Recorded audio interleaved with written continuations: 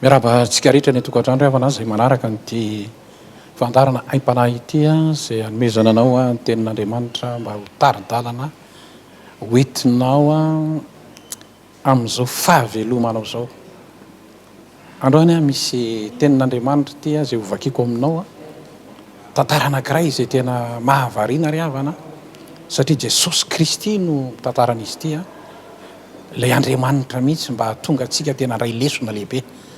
Ato amin'ny liko toko 12 ato ny andininy vakiako aminao ny andininy fa 9 ka hatramin'ny andininy fa 20 hoe dia nilaza amin'ny fanahiko hoe aho le rangahy zany ry fanahy io manana fanahana be voatahiry amin'ny taona maro ianao mitsara minana misotro mifaly fa Andriamanitra kosa ozy nao tamin'ny hoe ry adala anio alina no alaina aminao ny fanahinao ka aniza zay zavatra no arinao. Andininy varaiky amin'ny 20 dia toy izany zay miarerenao amin'ny tenany ihany nefa tsy mba manan-karena ny amin'Andriamanitra.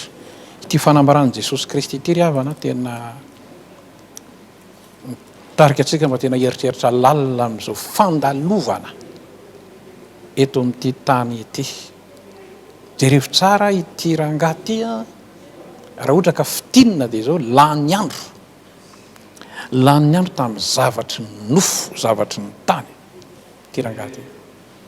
Jesosy moa eo ambany io miteny hoe tsy mba manan-karena an'Andriamanitra ny tena dikan'izany dia zao tsy nanana eritreritra mihitsy izy tao anatin'ny fiainana izany hoe taky ny ahoana izany hoe fiainana mandrakizay izany tsy nieritreretiny mihitsy.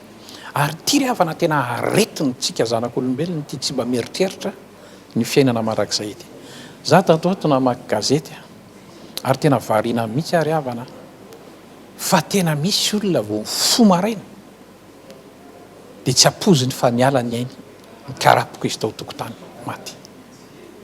Raha nanaraka ianao tato ihany koa dia olona marobe tany amin'ny 200 mahery ny ray niala niditra tao anaty roplanina dia avy hatrany dia ninjera ny roplanina. Androany asian'Andriamanitra mieritreritra tsara ianao mba taky ny ahoana ny fandanianao ny fotoananao isan'andro. Ity olona ity jerevinareo tsara ozy ny tenin'Andriamanitra lany andro tamin'ny fitediavana arena. Zany moa ry havana ny tena zavatra mahavariana ny olona amin'izao fotoana izao ny fitediavana hoe inona no hohanina inona ny sotroina tsy manam-potoana mihitsy ny olona eritreretana n'izany mandrakizay zany. Androany voaka ny trano ianao hotoriako aminao ty Jesosy Kristy ity zay nambaran'ny tenin'Andriamanitra fa tsy misy makany amin'ny ray ozy zany hoe makany amin'izany fiainana mandrakizay zany any paradisa raha tsy amin'ny alalan'io Jesosy Kristy eo.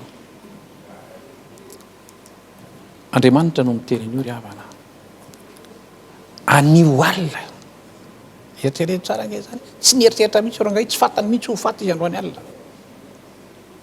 Anio alina no alaina aminao ny fanahinao ianao zay manaraka ny tiaim-panahy ty aza mieritreritra koa ianao fa hoe anao ny segondra ray tsy anao ny segondra ry havana. Tsarovo tsara zay. Tsarovo ny mpanao salamy raha ny teny hoe tsy an'ny olombelona ozy ny lalakale